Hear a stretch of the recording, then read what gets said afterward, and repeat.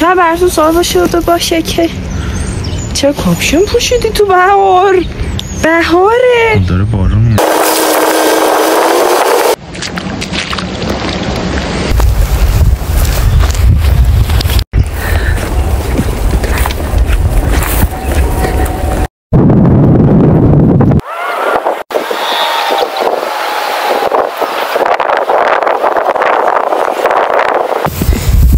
از من عکس بگی، از من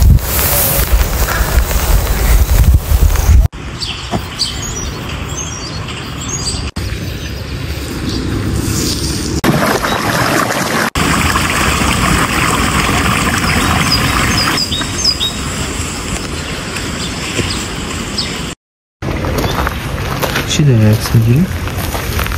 ای بو صحبت نکن باشم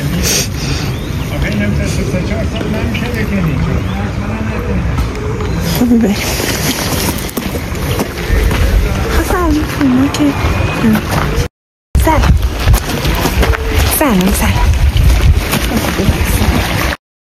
چی رو میخواستم بگم؟ بذار بگم الان. بگو هرچی دلت میخواد بگو.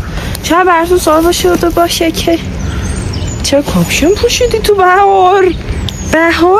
داره بارون میاد. جایی بالاتر نمیتونیم بذاریم.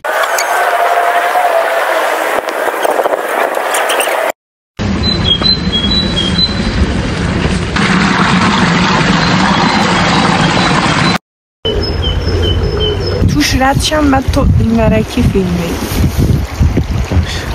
اینها اینجا پر گودال آب. نه اینا گودال آب کف زمین، گودال آب تو چمن.